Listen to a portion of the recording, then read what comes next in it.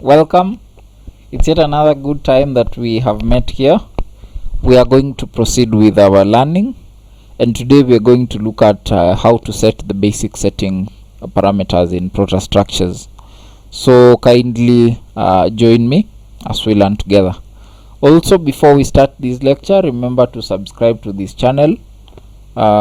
Wherever you have subscribed, you will easily get notifications when we do videos, and if those videos are going to be useful, then you're going to know when we release them, and they're going to be helpful to you. You could also watch our videos and comment if there is anything you want us to tackle. You can comment. And also these softwares that we're learning, we have them already installed in our computers and we have their setups. So if you want them, you can email us in the email addresses provided in the comment section. So join me as we are going to learn today. Once you open Prota structure, there are a few basic parameters you're normally supposed to set before you proceed with your work. Those are the ones I'm going to show you, so that once you start working, you can easily set them and proceed. So we have opened the software. Project code, let me call it practice. Today we're going to call it practice, and then we're going to set our code to be Eurocode, and then you just press OK. Wait for some time for it to open. Yes, so this is a new worksheet. We want to play around with the settings and see how you can change the settings before you start modeling and designing, so that you can design elements to the way you have tailored them to be designed. The things you're going to set in this setting include the texts that you're going to use, include, if you want to use reinforcement, the maximum and minimum sizes, the spacing, minimum spacing that you're going to use, and such like parameters. So once you have opened, before you start working, you come to settings. Actually, you can even make these changes while you're proceeding with your modeling. So after you have opened, you can go to settings. From settings, once you select settings, you can observe on the right you have concrete design code, Eurocode 2. This is what is going to be used whenever you will be designing for concrete in this software. And then for steel design, we normally use Eurocode 3 in steel design. And then for loading, we use Eurocode 1. This is the one which has all the loadings highlighted. And then for wind load, of course, we have Eurocode 1 still. Eurocode 1 is actually talks about actions or loadings on structures, but Eurocode 0 talks about the basics of design. So you are supposed to integrate the use of Eurocode 0 and 1. When you're doing this manually, you integrate their use so that they give you maximum benefits. So for loading, we normally use Eurocode 1, and for wind, it is Eurocode 1 part 1.4, the 2005 version. From here, you can see part 1.4 deals with general actions. Those are wind actions. Also, something that I ought to mention, you can see all Eurocodes are noted. This is the UK Annex. By UK Annex, this is the United Kingdom National Annex. Now, what is a national annex? For you to understand what is a national annex, you need to understand what is Eurocode, how it came about, and how it is used. Eurocode came about because there was need to harmonize design all over the world. So, with the use of Eurocode, every country or region with their specific parameters, they can pick the Eurocode. They go and they research, they come up with their own parameters that are tailored for their own environment in their countries or regions. And in the UK, they have been able to come with UK national annexes that they use in the United Kingdom. So for countries that have also come up with their national annexes, like Singapore, they also use their national annexes. The Eurocode is the same, but their clauses or values, you find they might be different. Here is a case scenario. When you look at Europe, sometimes Europe experiences spring and winter, and during winter we have snow loading on roofs and all these parameters, including actually this ice affects even roads. So whenever you're designing your bridges, there is something you have to figure out about how to work with ice or snow. But when you come to Africa, we don't have winter, more so in Kenya where I'm doing this video from. So rarely will you find ice on our roads. So that one is not going to affect us. Therefore, such small specific factors are the ones you use, and through research and experience, there are bodies set in all countries to come up with their own national annexes.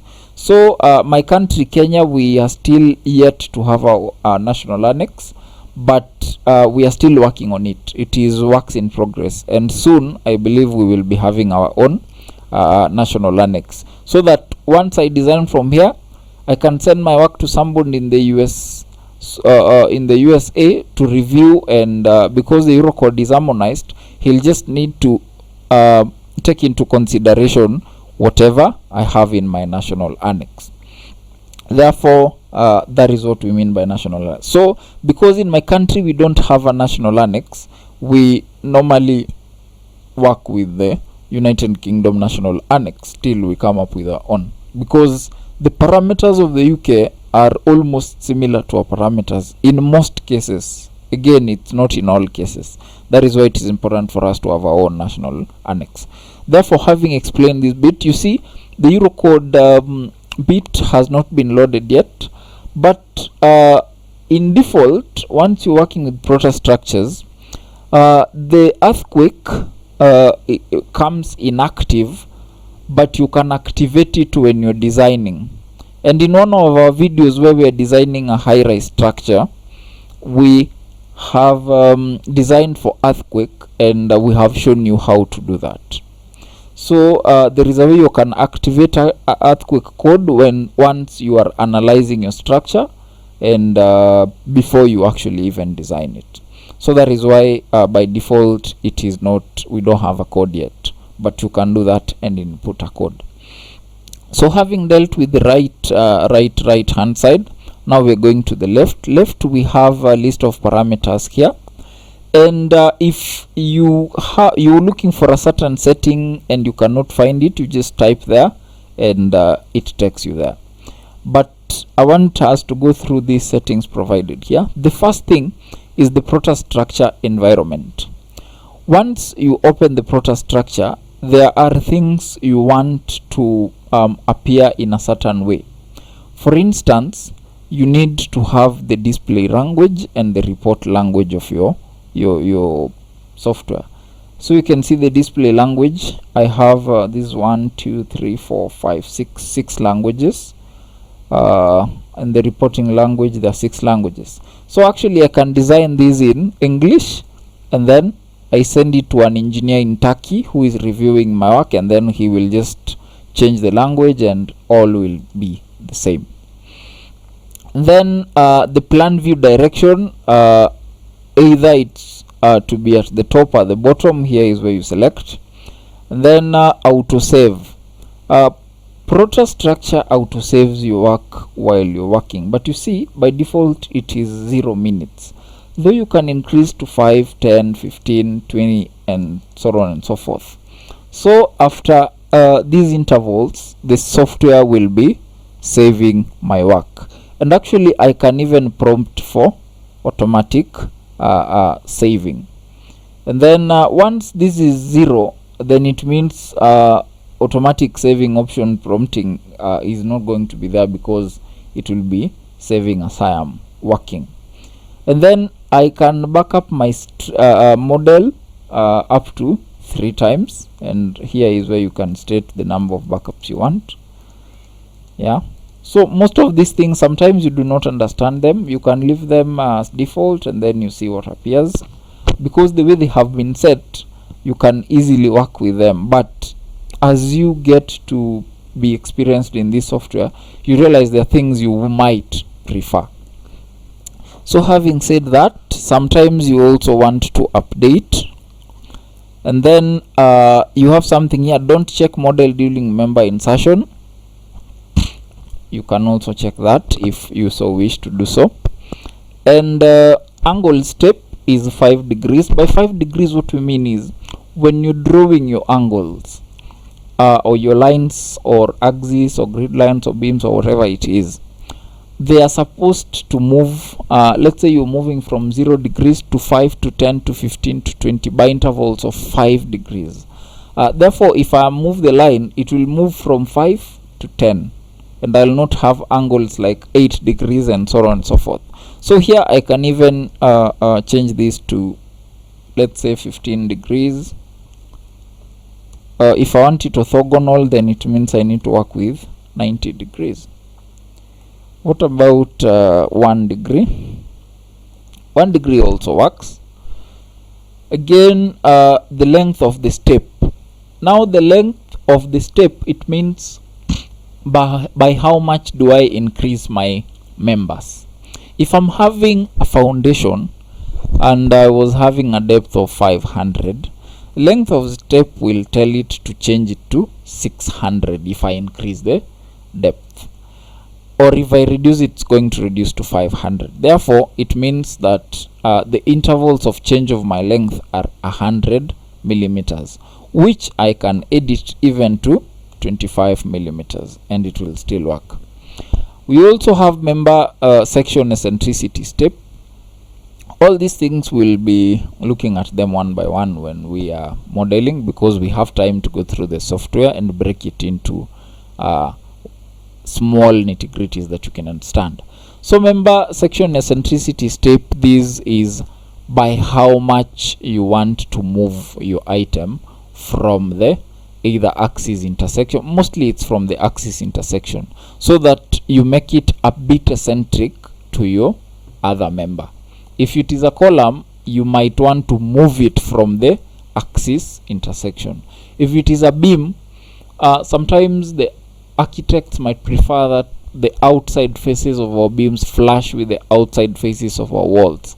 So therefore you might be forced, let's say if I had a column of let's say 400 by 400 millimeters, I might be forced to push my beam outside so that it flashes with the face of the column. Therefore, this is what I'm going to use, and these steps are what I'm going to move with. If I am at 0, I can move 25 to 50 to 75 to 100 and so on and so forth. So those are the main important things you can use here. And then for the theme, this is the theme that you're going to use. Office 2013 is the most preferred for me, but you can change and see how your work appears. So I think those are the most important ones. And then that is under view and save. Under display settings, you can see I have colors here. And then I have a background style. You can change, either you do a solid style or a linear gradient, and you can change the colors at this section. You also have grids. You can see I have the colors. I can change the colors of my grid lines. The grid step, by how much I want my grid to be moving in what intervals. And you see that is 1000 millimeters. You can change it even to 100 millimeters depending on what you want to work with. Object snaps, you can also turn them on so that whenever you're drawing your lines, your walls, if you have worked with the drawing software, more so AutoCAD, you can set snaps so that it can be either at the ends of your element, at the center, or at the radius, or such. So you can also set that here such that once you're modeling, you can easily snap your elements. You also have graphics performance, and then you can turn them off or on depending on what you prefer. So basically that is the Prota structure environment. And then there is also the Prota details environment. This is now what you will work with when you get to the Prota details. Remember, you can as we are working, only the Prota structures is open, but I can generate my drawings and proceed to Prota details, as we have shown you in one of our videos. Therefore, this is where you change all that you're going to use in Prota details, which might not be really necessary at this stage, because we are showing you how to change settings before you start working in Prota structures. Next, you move to project preferences. Project preferences, here is where you enter your specific details of your project. You can enter the details of the person who was calculated, controlled, drawn, presented, and then these are the project details, and these are the person working or the consultant details. So you can enter all of them here, and whenever you will be generating your reports, they'll have these details with them. So it is good you enter them at the beginning, so that you don't go editing and adding details, which might be time consuming after you have done your design. From project preferences, you have seen we have opened the title. You can also go to statistics, or the notes. You can also write notes. Yes, in notes you can type something. Let's say we are typing. See, you can type and you save. Once you come back to notes, it is just open, so it does not disappear, and you can change the fonts and all these other things. You can even be typing notes or problems that you're experiencing as you're working, or special things that you need to consider. For instance, you can come and say my beams are supposed to be 450 by 600 by 200 millimeters, or 600 by 200. I'm using a bearing capacity of 200. I'm using columns of 400 by 400. Just things to remind you of what you're working with in your project. So you can also proceed to units. Units are as detailed here. Every variable has the short form, or the units. Every measurable variable has the units here, so you can observe and determine what you want to use. So you see, for displacement you can change, but now we don't have a model yet, we don't have nothing, so we cannot change this. But if you so wish to change, let's say you have already set you're working in metric, you can come and change this, or you're working in imperial, then you come and change back. Yeah, so having stated that, label, yes, how you want your items labeled. You see, for instance, display slab labels in plan, and then they show you how you're going to do your slabs. You can change that by clicking whichever you prefer. And then for beam dimensions, you can also change, either they label them the breadth and then the height, or the height and then the breadth, or whichever way you seem fit, because you're the one working. Actually, these are not rules that are set by let's say they are not in the codes. Most of these rules are dependent on where you are and your preferences as the design engineer. So you can also display column labels in a plan, use insertion access as labels, display labels on each purlin if you're working with the trusses, and all these other stories. So you can change depending on what you want. Just try reading through and skimming. You can skim if you don't want, you do not understand, or you cannot find something. You read through in a detailed way so that you get to understand. And then for codes, we talked about it. Actually, once you open this is where it brings you. Next is lateral loading. For lateral loading, you're going to apply your parameters here. You will start to apply notional loads at story levels. Notional loads normally take care of inconsistencies in construction. For instance, if the plumb line of your columns is not adhered to, and your columns are not vertically in line, therefore it means you're going to introduce some notional loading to your structure. And here is where you do the lateral load factor and the lateral load angle and its eccentricity. And you can also do the live load participation factor. Here are the details, and using this formula is what is going to be used to calculate your story weight. Some of these things might change depending on the code that you have entered, because different codes might have different parameters to be entered. From lateral loading, you can also observe lateral drift and bracing, and you can actually brace your structure in either direction, and you can brace columns and walls both in x and y directions, and this is the place to do that. And I hope you know what are braced structures, how structures are braced, and the importance of bracing a structure. Remember, bracing is one of the ways of dealing with lateral loads in structures, and for civil engineering student, I think this is normally taught towards the end of your course of study. Probably for those going for 4 years, it is maybe on the 4th year, and then for those going for 5 years, it is on the 5th year. Next, it is now when you want to design your columns and shear walls. For design, you can look at minimum steel percentages. They're here, the ratio maximum capacity tolerance, and then the ratios of your longitudinal steel. And then you can use plain wall design if you want to.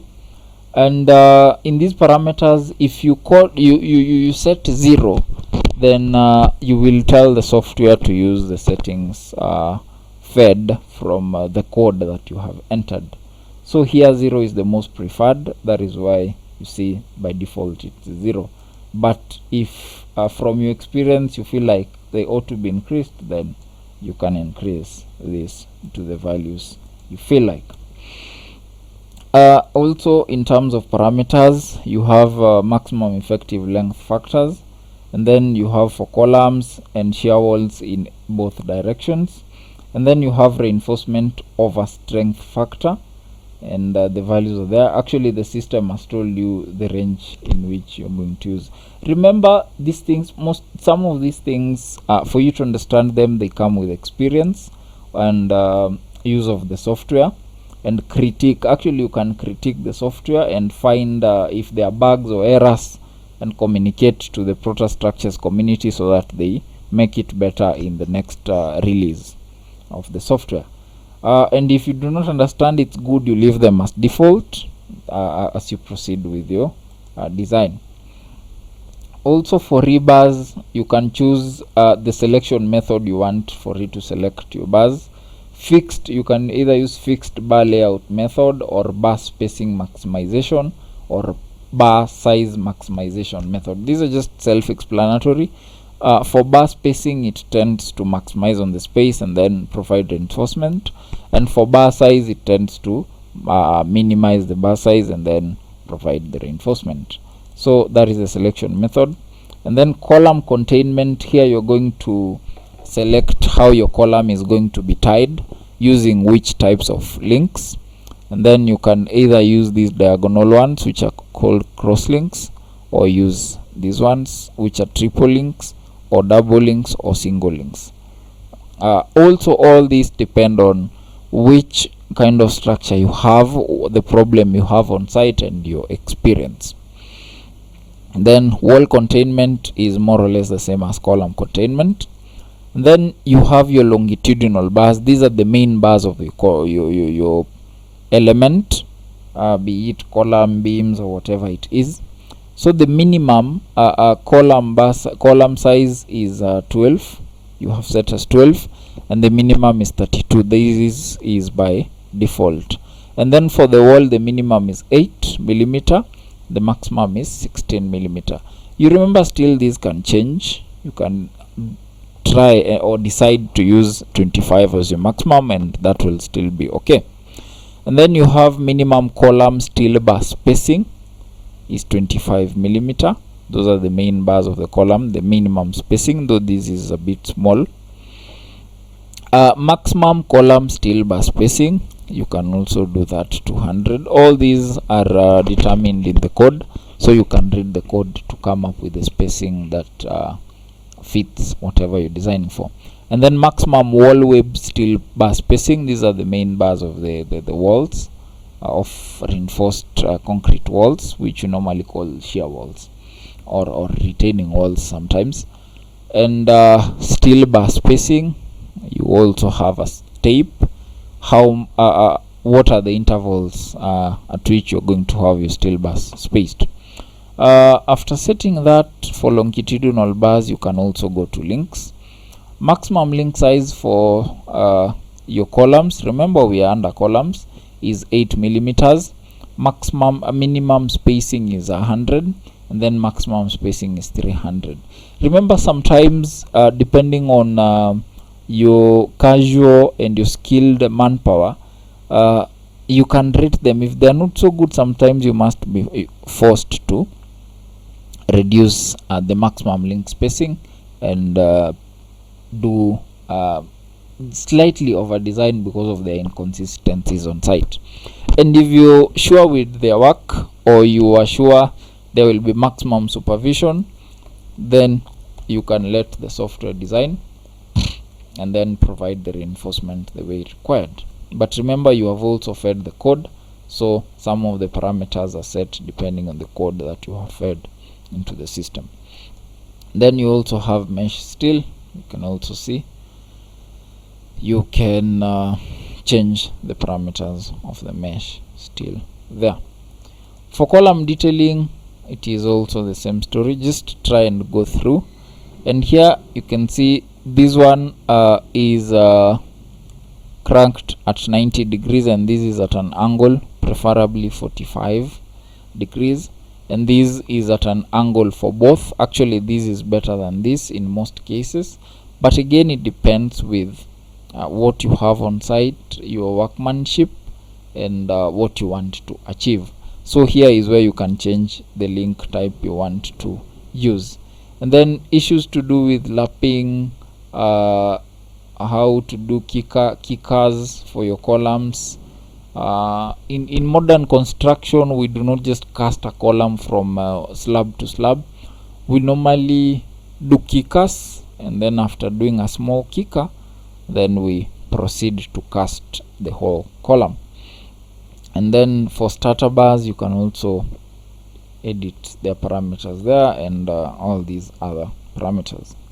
So for the beams, you can also edit their parameters here. This is design.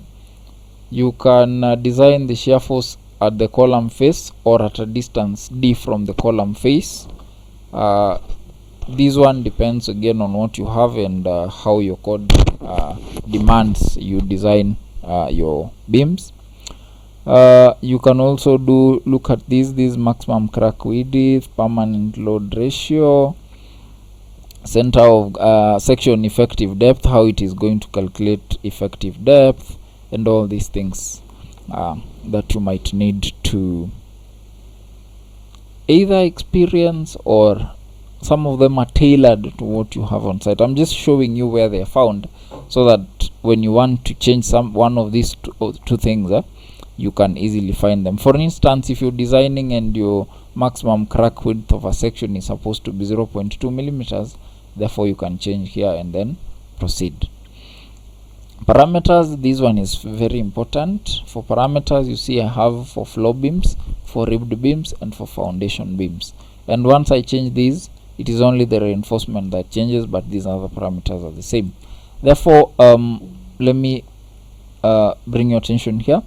For the links, you see the maximum spacing is 300, but personally I prefer using 200 unless it is a ring beam of, let's say, a bungalow.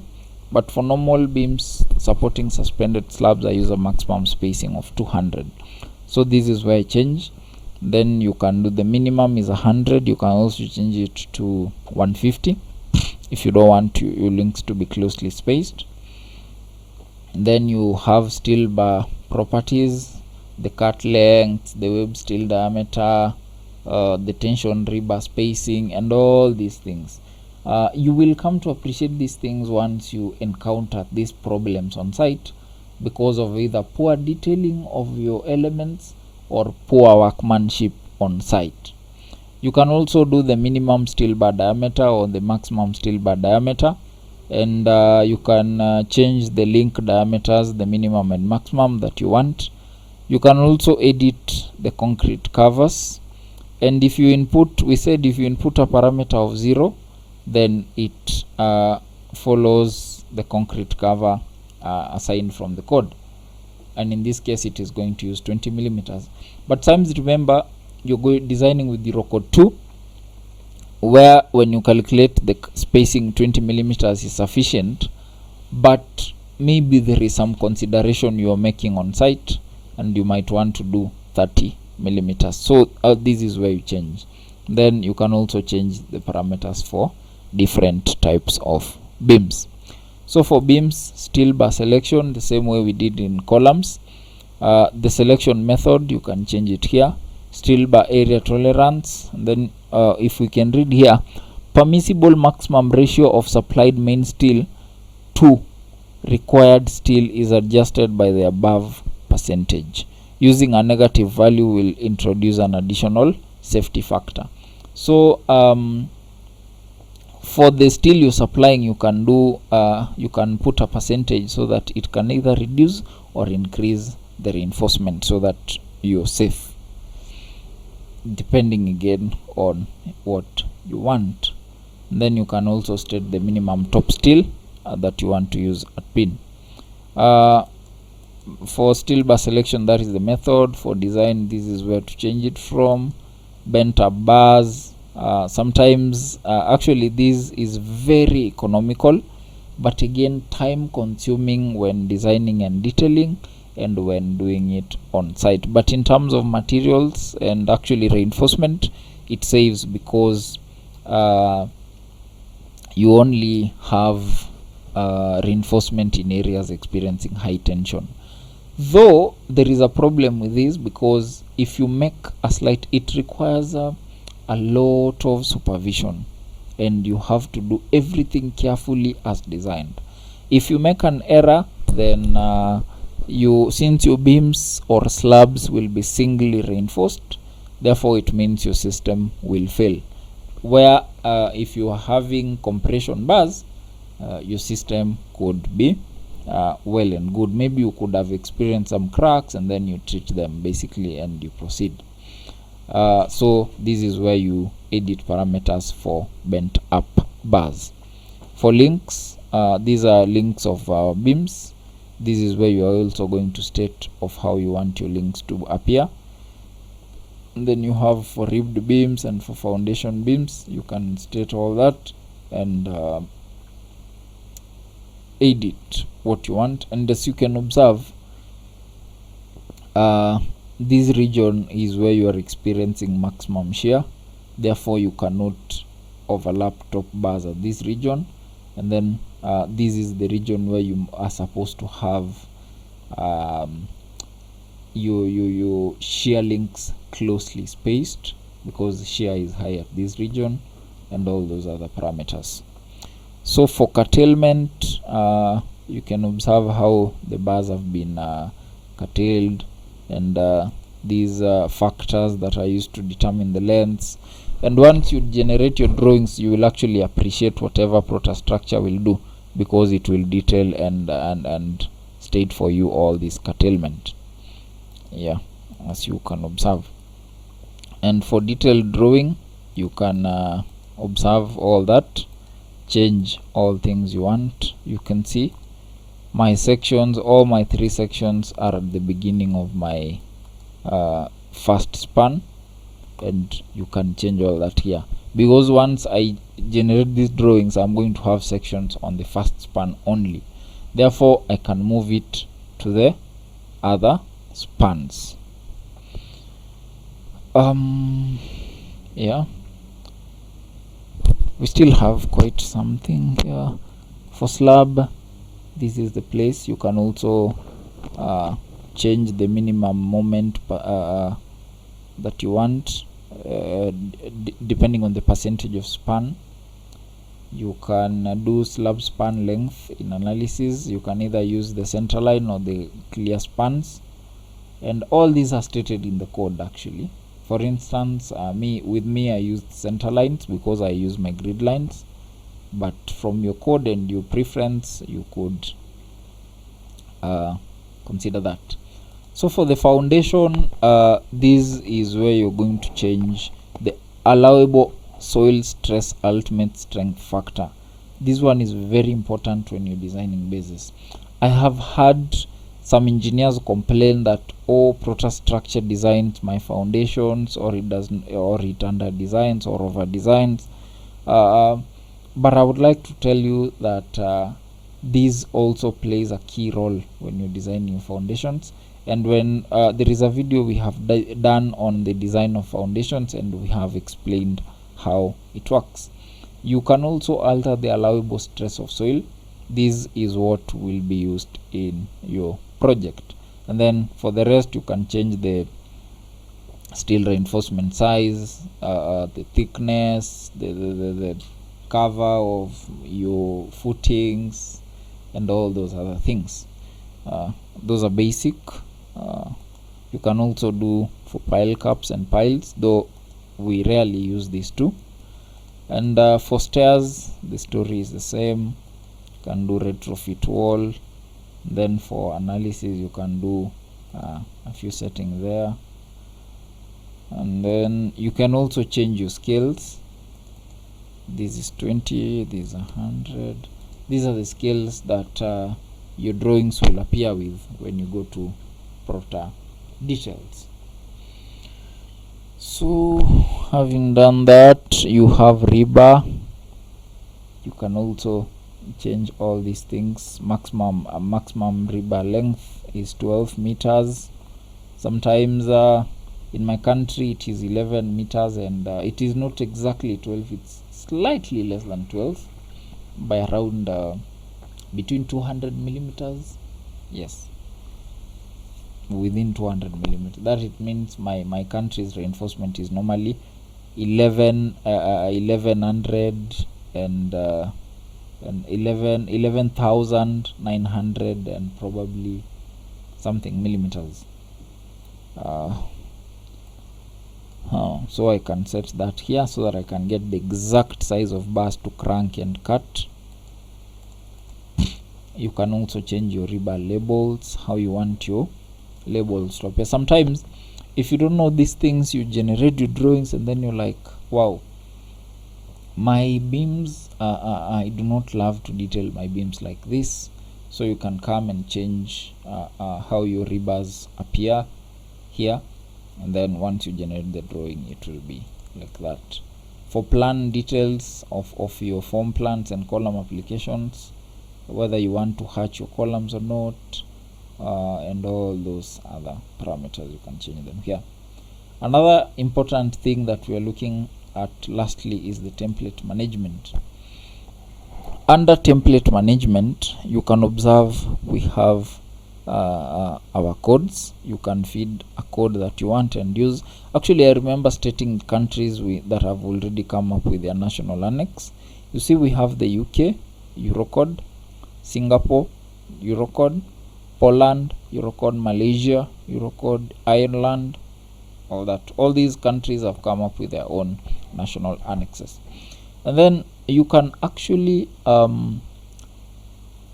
come up with your own templates of the things you have already edited, or the settings that you have already set, such that once you get them and you get the project therefrom, you can actually feed them here and proceed, such that you don't have to do these settings every time again.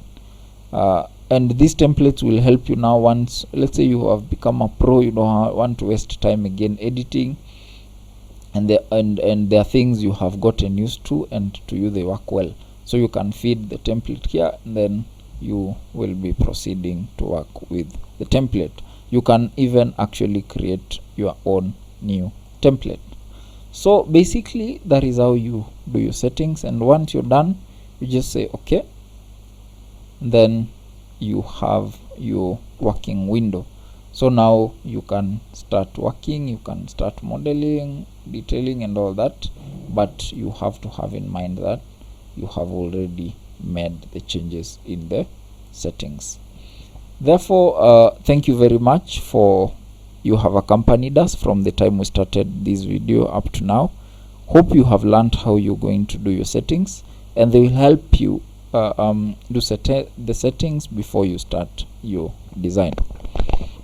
Subscribe to this channel so that you continue learning from us, and if you have any queries, you can raise them in the comment section, or if you don't have this software yet, you can text us or email us in the email provided in the comment section, and we will guide you on how to get the softwares. Therefore, thank you very much, and once you are done working, I hope you remember how to save. You just click here, and then no members inserted, so there will be nothing to save. Once you save, you can close. So today we're just going to close like that. So thank you, and may the good Lord bless and keep you.